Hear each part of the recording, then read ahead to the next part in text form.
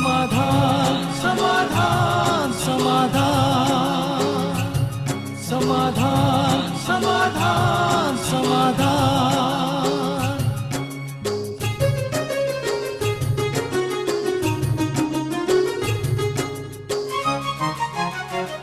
समस्या से उभरना अगर चाहे इंसान, स्वयं के संग सर्व का वो दिल से करे सम्मान।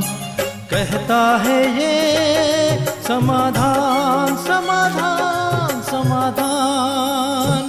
समस्या से उभरना अगर चाहे इंसान, स्वयं के संग सर्व का वो दिल से करे सम्मान। कहता है ये समाधान समाधान समाधान समाधान समाधान समाधान।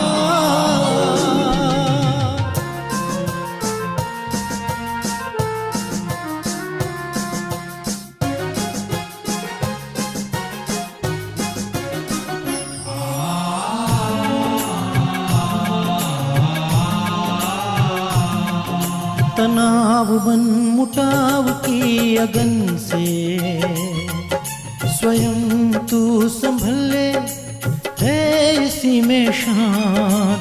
दूर याद दरारे मिटाए मन से, जीवन बन जाएगा खुशियों की खान खुशियों की खान। कहता है ये समाधान समाधान समाधान। नमस्कार, आदाब, सत श्री अकाल मित्रों, स्वागत है आप सभी का समाधान कार्यक्रम में। मित्रों, बरसात के दिन हैं और आप सब भी बारिश का भरपूर आनंद ले रहे होंगे। बरसात के दिनों में आपने वॉच किया होगा, देखा होगा कि जब कभी आप बाहर निकलते हैं तो लोग जो चल रहे होते हैं सड़क पे, कितना संभल संभल के चल रहे होते हैं। ऐसा लगता है कि कहीं छींटे उनके कपड़ों पे ना पड़ जाएं। एक विचार आ रहा था मित्रों, और आपको भी विचार आया होगा कि जितना संभल संभल के व्यक्ति बारिश में चलता है, उतना ही संभल संभल के यदि वो विचार करे, बोल बोले, कर्म करे, तो कहीं भी कोई कमी रहने की, गलती होने की कोई गुंजाइश नहीं रहेगी। हम कीचड़ से तो संभलते हैं, लेकिन बुरे विचारों से, बुरे बोल से, बुरे कर्मों से अपने आप को यदि संभालें तो जीवन कितना खूबसूरत हो जाएगा। और साथ ही बरसात में एक चीज़ आपने ये भी देखा होगा कि जब कभी तेज रफ्तार से कोई गाड़ी गुजरती है, हम अपने आप को बचाने की कोशिश करते हैं कि बारिश का पानी वो हमारे ऊपर ना फेंक दे, और हम कहीं गीले ना हो जाएं, और हम कहीं गंदे ना हो जाएं, कपड़े गंदे ना हो जाएं। हम बचने की कोशिश करते हैं। वैसे ही यदि लोग कुछ बुराई हमारी तरफ उछालते हैं, हमारे लिए कुछ बुरा भला बोलते हैं, तो उससे भी हमें बचना चाहिए, बनिस्बत इसके कि हम सामने खड़े हो जाएं और ये कहने लगें कि इसने ऐसा क्यों किया। कितनी सुंदर सीख बरसात से भी हम ले सकते हैं ना। ऐसी सुंदर सीख के साथ आज के समाधान की शुरुआत करते हैं। व्रता जी का स्वागत करते हैं।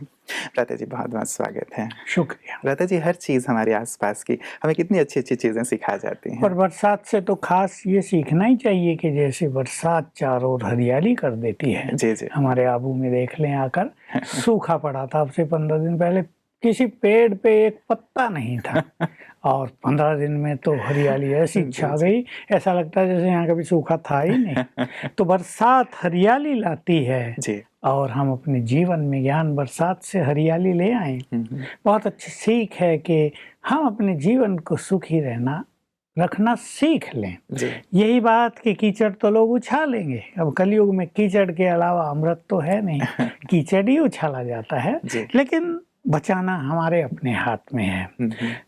यही बात जो आपने रिपीट की कि उनको दोष दें कि ये कीचड़ डाल रहे हैं, इन्हें ऐसा नहीं करना चाहिए, देखा कितने खराब लोग हैं, हमें आगे नहीं बढ़ने देते, हमसे कुछ करने नहीं देना चाहते, हमारी खुशियां छीन रहे हैं। अपने को बचा कर आगे निकल जाओ। ट्रक सीधा चला आ रहा हो हमारी ओर, हम ट्रक को हाथ देने लगे, ड्राइवर ब्रेक लगाओ, इससे अच्छा हम ही थोड़ा हट जाएं, हो सकता है उसका ब्रेक फेल हो गया हो और वो हमें फेल कर दे जिंदगी से। इसलिए हमें स्वयं को स्वयं बचाना होता है। बस यही चीज़ अगर मनुष्य जीवन में भी सीख ले कि बच के चलें संभल के चलें, संभल के सोचें, संभल के बोलें, संभल के व्यवहार करें। मुख्य चीज तो है संभल के बोलना। लोग इसमें बहुत फेलियर हो रहे हैं। अगर इतना मनुष्य ध्यान दे तो जीवन तो बहुत सुंदर चीज है। मनुष्य जीवन, मनुष्य बुद्धिमान, मनुष्य एक श्रेष्ठ चिंतक, मनुष्य अनेक योग्यताओं से भरा हुआ, वही यदि जीवन के सफर का आनंद न ले तो भलाई संसार में और कौन लेगा। बिल्कुल प्रथा जी, ये मोटी मोटी चीजें तो हमें ध्यान रहती हैं, जैसे बारिश की ही बात हुई, लेकिन जब कभी ये जीवन की बात आती है, कुछ चिंतन की बात आती है, कुछ अच्छी चीजों को जीवन में शामिल करने की बात आती है, तो वहाँ व्यक्ति का चिंतन इस रूप में नहीं चलता। ऐसा क्यों है? क्योंकि आजकल सच तो ये है कि इस चिंतन की बहुत कमी हो ही गई है। हमारे यहाँ देखो, जो भक्ति काल था जिसमें अच्छे अच्छे भक्त हुए, कबीर हुए, रसखान, सूरदास, तुलसी, मीराबाई, 5 तो ये फेमस हैं, और भी साउथ में कुछ ऐसे भक्त हुए, तो उन्होंने अपने दोह और कविताओं के द्वारा ऐसी सीख लोगों तक पहुंचाई। हालांकि तब ये सब साधन नहीं थे जैसे आज है, प्रिंट मीडिया भी है तो इलेक्ट्रॉनिक्स मीडिया भी है, फटाफट अपनी बात सारे संसार में पहुंचाई जा सकती है। फिर भी उन्होंने कोशिश की, जाते थे वो लोग गांव-गांव में, कहीं और समूह में, और अपनी बातें लोगों को गीत कविताओं के माध्यम से सुनाते थे।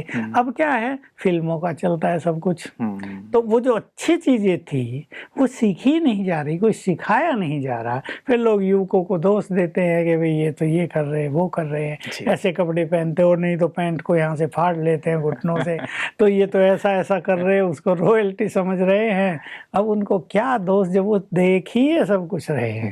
अगर ऐसी अच्छी चीजें मनुष्य को सिखाई जाए तो मनुष्य अंतर्मुखी होगा, वो अपने बारे में सोचेगा, और वो अवश्य सोचेगा कि दूसरों के कारण मैं अपनी खुशी को क्यों नष्ट करूं, दूसरे मुझे कुछ कह रहे हैं, मैं अपनी उमंग उत्साह को क्यों छोड़ दूं, मैं अपनी मंजिल को क्यों भूल जाऊं इन्हें देखकर। लेकिन ये न कोई अंतर्मुखी रहना सिखा रहा है, न उस तरह की हमारी एजुकेशन में या हमारे धार्मिक नेता, मैं तो कहूँगा, उस तरह की सीख दे ही नहीं रहे। सब ने धन कमाने को अपना एक काम बना लिया ना। वे धर्म गुरु भी है तो कौन अधिक से अधिक धनवान धर्म गुरु है उसका महत्व हो गया, कौन बड़े से बड़ा योगी है इसको लोग भूल गए, कौन बड़े से बड़ा स्पिरिचुअल पावर से संपन्न है इसको लोग भूल गए। तो ऐसी लहर की पुनः आवश्यकता है संसार में, ताकि मनुष्य अंतर्मुखी होकर इन सब बातों पे विचार करे और स्वयं को इनसे बचा ले। जी, चलिए, हमारा सौभाग्य है, हमारे दर्शकों का सौभाग्य है व्रता जी की पीस ऑफ माइंड चैनल के द्वारा ऐसी सुंदर बातें आपके द्वारा और जितने भी ब्रह्मा कुमारी इसके अच्छे वक्ता हैं उनके द्वारा सब तक पहुंच रही है। देखिए, हमारा तो लक्ष्य है, हमारे ईश्वरीय विश्वविद्यालय का लक्ष्य ये है कि मनुष्य आत्मचिंतन की ओर बढ़े, वो अपने को देखे। जैसे कबीर ने कहा ना, बुरा जो देखन में चला बुरा न देखा कोई, जो दिल खोजूं अपना मुझसे बुरा न कोई। तो ऐसी चीज हम लोगों को देना चाह रहे हैं कि अपने को देखो, अपने को करेक्ट करो, अपने को प्योरीफाई करो, अपने विचारों को महान बनाओ, अपने को सुप्रीम से जोड़ो, जिस ईश्वर की तुम संतान हो। तो ये एक आध्यात्मिक लहर हम तो संसार में फैलाने का भरपूर प्रयास कर रहे हैं, और इस विश्वास के साथ अगले 5-7 सालों में ये लहर सारे संसार में फैल जाएगी, और मनुष्य इस भौतिकता से, इन मनोविकारों से थोड़ा उबेगा, इनसे वैराग आएगा उसके मन में, और अध्यात्म को, सत्यता को, जो सत्यता है उसको वो अपनाएगा, और तब उसका जीवन बहुत सुखी हो जाएगा। चलिए प्रथा जी, आपके मुख में गुलाब जामुन, आपने कितनी अच्छी अच्छी सुंदर सुंदर बात हमें सुनाई है, और सचमुच हमारे दर्शक भी प्रसन्न हो रहे होंगे कि सचमुच एक ऐसा दौर आने वाला है जबकि आध्यात्म का ही चारों ओर प्रकाश होगा, लहर होगा। कई लोगों के मन में एक प्रश्न उठता है प्रथा जी कि कुछ अच्छे लोग इतना अच्छा कार्य कर रहे हैं, फिर भी संसार में इतनी बुराइयां क्यों दिखाई दे रही हैं, बुराइयां बढ़ती हुई दिखाई दे रही हैं, जबकि लोग अच्छा कार्य कर रहे हैं जैसे ब्रह्मा कुमारी कर रही हैं। ऐसा ही है जैसे काली रात हो बहुत ज्यादा, अब उसमें दीपक और अच्छे अच्छे बल्ब और हेलोजन लाइट बहुत जला दी जाए, लेकिन अंधकार तो अंधकार है ना, क्योंकि रात है। ये कलयुग का अंधकार चारों ओर बढ़ता जा रहा है। जैसे जैसे कलयुग अपनी पूर्णता की ओर जा रहा है, ये बुराइयां, तामसिकता, निगेटिविटी, भौतिकवाद और दिखावे की नेचर, धन के प्रति बहुत ज्यादा आकर्षण, ये बढ़ता ही जा रहा है, और इसका कारण ये कलयुग का प्रभाव है। लेकिन जिससे रात को दीपक तो जलाने पड़ेंगे, हैलोजन लाइट तो जलानी पड़ेगी। रात को देखो गेम्स होते हैं, बिल्कुल रात को दिन बना दिया जाता, फिर भी तो रात ही होती है, लेकिन दिन भी तो बनाया जाता है ना। तो यही महान पुरुष करते हैं, संत महात्मा, चाहे हम लोग, चाहे और अच्छी जो संस्थाएं हैं, वो दीपक और जलाकर रोशनी तो बहुत दे रहे हैं ना, ताकि हर व्यक्ति ना भटक जाए। ठीक है, ज्यादा लोग भटक रहे हैं, लेकिन अच्छे लोग अच्छी राह पे चलें तो थोड़े से भी अच्छे लोग संसार को प्रकाशित करने में समर्थ होते हैं। जी जी जी, चलिए हम आशा करते हैं कि ज़्यादा से ज़्यादा लोग इस अच्छे मार्ग पर चलें। ब्रदर जी, मेल्स ब्रदर जी हमारे पास आए हैं। अंजू जी पहला मेल भेज रही हैं और ये कहती हैं कि मेरे 2 जुड़वा बच्चे हैं और दोनों ही बचपन से ही डिसेबल हैं, ना सुन सकते हैं, ना चल सकते हैं और ना ही ठीक से देख सकते हैं। मानसिक रूप से भी उनका विकास नहीं हो पाया है। 7 साल के दोनों हो गए हैं। डॉक्टर्स ये कहते हैं कि संसार में इसका कोई इलाज नहीं है, जिसके कारण मैं और मेरे पति बहुत ज़्यादा परेशान रहते हैं। कृपया बताएं कि क्या कुछ किया जा सकता है। ये केस इस संसार में बहुत बढ़ते जा रहे हैं और इनकी तो और भी बड़ी दुविधा के दोनों जुड़वा बच्चे जी जी, और शायद 2 ही हों और दोनों की ऐसी बुरी हालत। तो इनको तो भविष्य अंधकार में नजर आता है ना, जब ये दूसरे के बच्चों को अच्छा पढ़ते हुए, खेल कूद करते हुए, घर की शोभा बढ़ाते हुए देखते होंगे। जी जी, तो सचमुच इनके जीवन में मायूसी की लहर तो अवश्य आती होगी। हम इनके साथ हैं और विधि तो हैं। मेडिकल साइंस में तो इसका सचमुच कोई इलाज हो भी नहीं सकता, क्योंकि ये उन दोनों आत्माओं के कर्मिक अकाउंट के कारण है। बिल्कुल खोल कर बता दूं तो दोनों आत्माओं के पाप कर्म इतने ज्यादा थे पूर्व में कि दोनों अच्छे फ्रेंड रहे होंगे और दोनों ने मिलजुल के जो कर्मों का बुरा खाता बनाया, उसे दोनों जुड़वा पुत्र एक ही घर में हो गए। और देखिए, जिस चीज के कारण जीवन में सुख है वो उनके पास कुछ भी नहीं है। बोलना, चलना फिरना, देखना, सुनना, ब्रेन, यही तो जीवन है ना। इसके बिना तो शरीर तो लाश है, जीवित लाश है शरीर तो। तो पहले तो इससे मैं सभी मनुष्यों को एक सुंदर सी बात कहना चाहूंगा कि पाप कर्मों से डरें। पाप कर्म करते मनुष्य की बुद्धि बिल्कुल डल हो जाती है, बंद हो जाती है। वो कदापि नहीं सोच पाता कि इसका फल भी मुझे भुगतना पड़ेगा, और वो खुले दिल से पाप करता रहता है और अपने को संतुष्ट रखता है कि वो भी ऐसे ही कर रहा, वो भी ऐसे ही कर रहा। मैंने धन कमा लिया करप्शन से तो क्या हुआ, सभी तो कमा रहे, सारे गवर्नमेंट के लोग यही तो कर रहे हैं। लेकिन उसे पता नहीं कि ये इसका फल जब तुम्हें भोगना पड़ेगा तो तुम्हारा क्या हाल होगा। तो सत्कर्मों की ओर सबको बढ़ना चाहिए, ताकि ऐसी मनोस्थिति, ऐसी जीवन की स्थिति, ऐसा ब्रेन और कुछ भी नहीं है वो प्राप्त न हो। निश्चित रूप से माँ बाप का भी इनके साथ कर्मों का नाता है, तब उन्होंने उनके घर में जन्म लिया। वो कर्ज लेने आए हैं, सुख देने नहीं आए हैं, दुख देने आए हैं, निराशा देने आए हैं। कर्मों का यही सुंदर खेल है। जो मनुष्य दूसरे के साथ जैसा करता है वैसा उसको स्वतः ही प्राप्त हो जाता है, कोई भी इससे बच ही नहीं सकता है। अब क्या करें, इन दोनों माता पिता को बहुत अच्छी तरह राजयोग का अभ्यास करना होगा, ईश्वरीय ज्ञान लेना पड़ेगा। ईश्वरीय ज्ञान लेते ही इनका चित्त शांत हो जाएगा, इनका मन भी प्रसन्न रहने लगेगा और तब इनसे गुड वाइब्रेशंस इनके बच्चों को जाएंगे। अब क्या है, वो उन्हें देखते ही निगेटिव एनर्जी दे रहे हैं, दुखी हो जाते हैं। क्या मेरा भाग्य। अनेक विचार माँ बाप के, माँ के मन में ज्यादा आते होंगे। जी, लोग भी जब कुछ कहते होंगे तो उन्हें और बुरा लगता होगा। बोलने वाले भी तो बोलते हैं ना, ईर्षावश कुछ और वश, देखा इसने हमसे ऐसा किया था, इसके सामने आ गया ना, भुगत रहे ना, अभी देखो देखो इसके दोनों बच्चे कैसे हैं। तो इनसे निगेटिव एनर्जी बच्चों को जा रही है। पहले इनको ध्यान देना है कि इन्हें पॉजिटिव एनर्जी ही दोनों बच्चों को देनी है। भोजन पहले, पानी, कुछ तो ये खाते पीते अवश्य होंगे, पानी भी चार्ज करे अच्छी तरह। मैं मास्टर सर्वशक्तिवान हूँ या परम पवित्र आत्मा हूँ। भोजन भी इसी स्मृति से बनाए, भोजन चार्ज करके दे। पर इम्पोर्टेंट चीज 3 और हैं। एक तो इन दोनों बच्चों के लिए 1 घंटा सवेरे 1 घंटा शाम को राजयोग मेडिटेशन करना होगा, इन्हें कम से कम 6 मास, ताकि इनके जो वो भी कर्म हैं जिनके कारण इनकी ये दुर्दशा है वो नष्ट होने लगे, तो इनमें इम्प्रूवमेंट आने लगेगा। जी जी। दूसरी चीज, इन दोनों के ब्रेन को एनर्जी देनी होगी 10-10 मिनट सवेरे शाम। 40 मिनट चाहिए, माँ को ये समय निकालना ही पड़ेगा इन बच्चों के कल्याण के लिए।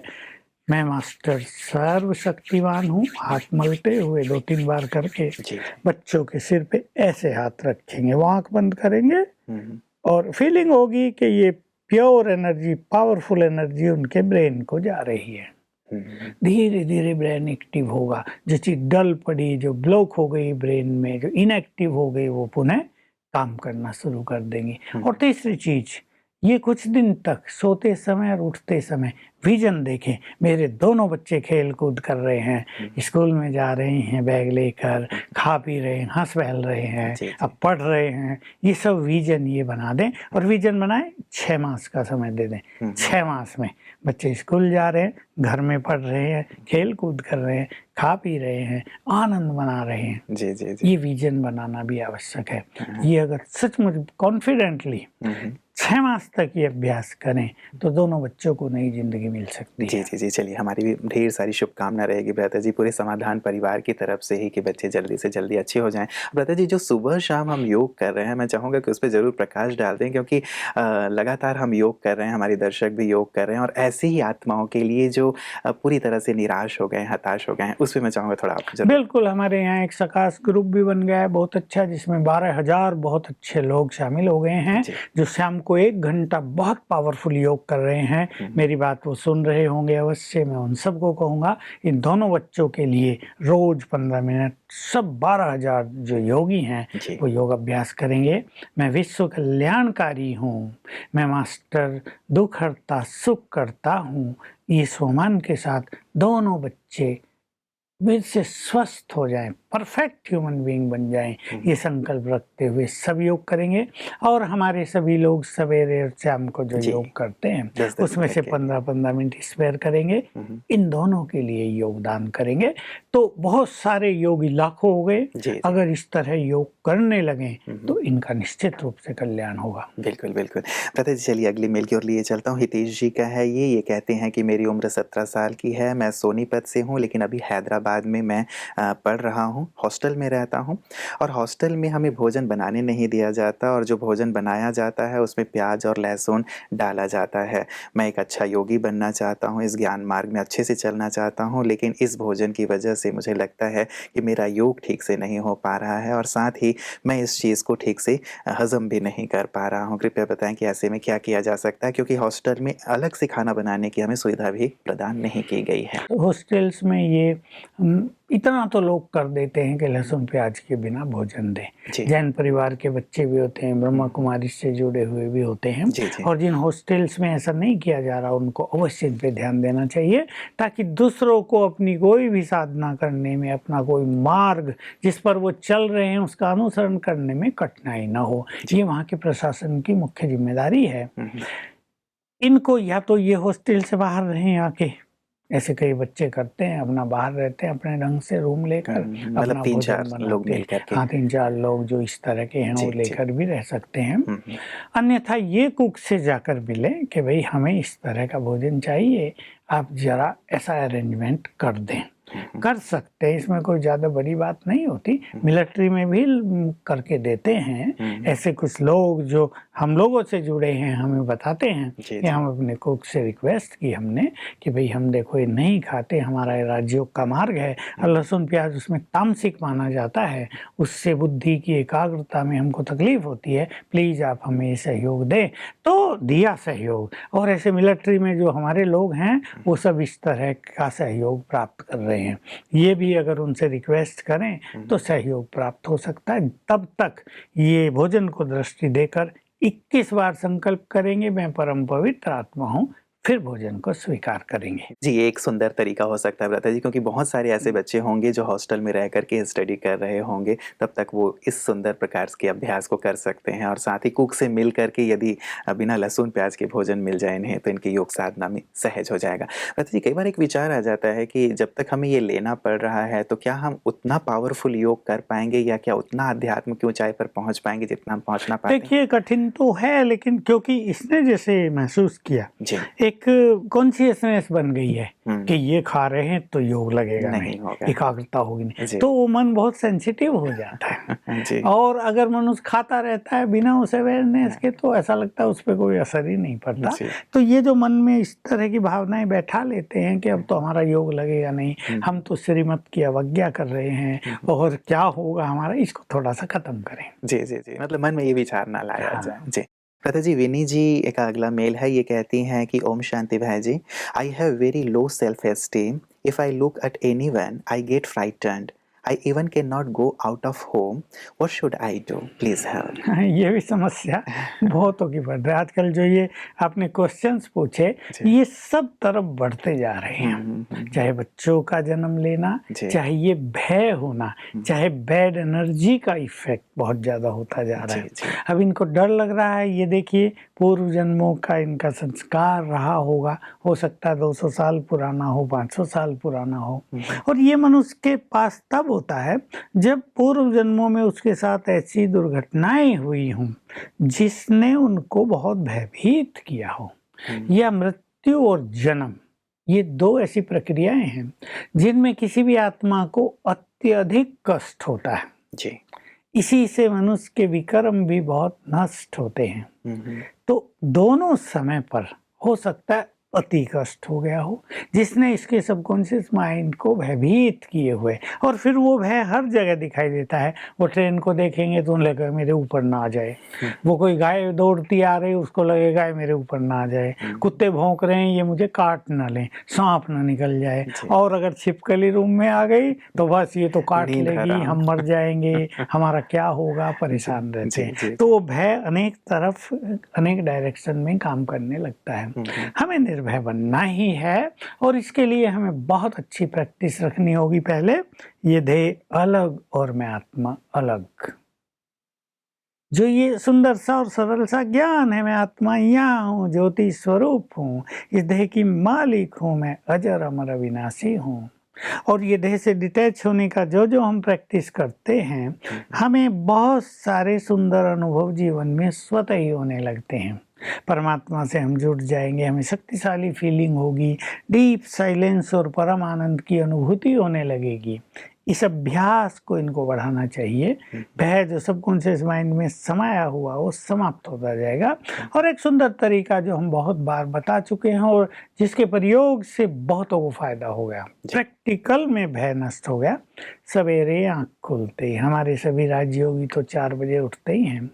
4 बजे उठते ही शिव बाबा को गुड मॉर्निंग करने के साथ ये संकल्प करना चाहिए, शिव बाबा आपने मुझे अपनी समस्त शक्तियां दी हैं, मैं ईश्वरीय शक्तियों से संपन्न हूँ, मास्टर सर्वशक्तिवान हूँ और स्वयं सर्वशक्तिवान मेरी छत्र छाया है। मैं सिंपल शब्दों में अपने पास रखा करता था, स्वयं ऑलमाइटी इज माय बॉडीगार्ड, वो रक्षक है। तो डर कैसा, तो डरना नहीं, चलो बाहर, शिव बाबा यहाँ है, घर से बाहर निकलो, घूम के आओ, पता चलेगा कुछ भी तो नहीं है, सब तो ठीक ठाक है, कोई कुछ कहता नहीं है, कोई डराता नहीं है, कोई कुत्ते नहीं भौंकते, कहीं से सांप नहीं निकला, कुछ भी तो नहीं है। फिर दूसरी बार घूमो। मैंने भी ऐसे ही किया। काबू में आए, दूर दूर पहाड़ियों में कोई आदमी नहीं दिखाई देता था, डर लगता था। फिर थोड़ा आगे गए, फिर और आगे गए, देखा तो कुछ तो है नहीं, आदमी नहीं है तो और भी कोई कुछ नहीं है। फिर लास्ट तक चले गए, देखा बड़ा अच्छा है। फिर रोज जाने लगे, फिर हमें देख के 2-4 और जाने लगे, फिर भीड़ जाने लगी, खत्म हो गया। तो घर में छुप के बैठे रहने की आवश्यकता नहीं, घर से बाहर निकलो, जाओ बाजार में जाओ, सब्जी लेकर आओ, शॉपिंग करके आओ। इस तरह से डर खत्म होगा। लोगों से बातचीत करो तो लगेगा सब तो अच्छे हैं, जी। सब हमारे सहयोगी हैं, कुछ भी गड़बड़ नहीं है। हाँ। और ये दोनों अभ्यास करेंगे में मास्टर सर्वशक्तिवान, जी। और सर्वशक्तिवान सिर के ऊपर छत्र छाया अर्थात मेरे साथ है, तो भय खत्म होता जाएगा। बिल्कुल। चलिए मृता जी, विन्नी जी के साथ साथ मुझे लगता है कि सभी जिनके अंदर भी डर है, किसी भी प्रकार का डर है, उनके लिए एक सुंदर रामबाण दवा आपने बता दी है कि इनका अच्छा अभ्यास करें और साहस से, निर्भयता से अपने जीवन का आनंद लें। आज के सुंदर प्रकाश के लिए आपका बहुत बहुत शुक्रिया। मित्रों, जब भय की बात चल रही थी तो मुझे स्वामी विवेकानंद जी के जीवन का एक प्रसंग याद आ गया। एक बार विवेकानंद जी काशी की गलियों से गुजर रहे थे। उनकी जेब में कुछ किताबें रखी हुई थीं, तो जेब उनके फूले हुए थे। उस गली में कुछ बंदर भी थे। उन बंदरों ने सोचा कि स्वामी जी की जेब में शायद चने, बादाम, मूंगफली आदि होंगे, तो वो बंदर उनके पीछे हो लिए। अब स्वामी जी ने देखा कि बंदर पीछे आ रहे हैं, तो उन्होंने अपनी गति बढ़ा दी। जब उन्होंने गति बढ़ाई तो बंदरों ने भी अपनी गति बढ़ा दी। अब वो और तेज चलने लगे, बंदर भी तेज तेज चलने लगे। अब स्वामी जी ने जब देखा तो उन्हें लगा कि ये बंदर भी तेज तेज आ रहे हैं। उन्होंने दौड़ना शुरू कर दिया। तो जब उन्होंने दौड़ना शुरू किया तो बंदरों ने भी उनके पीछे दौड़ना शुरू कर दिया। अब ये सारी घटना एक गृहस्थी अपने घर की छत से देख रहा था। उसने चिल्ला के कहा कि स्वामी जी भागिए मत, इनका सामना कीजिए। तो अचानक ये बात सुन के विवेकानंद जी को जैसे जागृति हुई। वो रुके, पीछे मुड़े और एक योद्धे की तरह वो डट करके खड़े हो गए। जब बंदरों ने देखा कि ये जो बंदा भाग रहा था वो तो अब बिल्कुल साहस की मुद्रा में है और सामना करने की मुद्रा में है, थोड़ी देर वो रुके, देखते रहे और उसके बाद 9-2-11 हो गए। एक बड़ी सी सीख इस प्रसंग से मिलती है मित्रों कि भागेंगे तो डर हमें भगाते रहेंगे, हमें डराते रहेंगे, लेकिन यदि उसका हम सामना करते हैं तो डर भी डर कर भाग जाएंगे। एक बड़ी सी सीख है, बड़ी सी प्रेरणा है। आप भी डरिए मत, लेकिन सामना कीजिए, आप पाएंगे जीवन ज़्यादा खुशहाल हो गया है। अपना ख्याल रखिएगा। कल पुनः आपसे मुलाकात होगी। नमस्कार। धैर्य और दृढ़ मनोबल से कर दे तू पल भर में मुश्किलें आसान, कथनी समकरनी के पावन जल से स्वर्ग बन जाएगा सारा ये जहान, सारा ये जहान।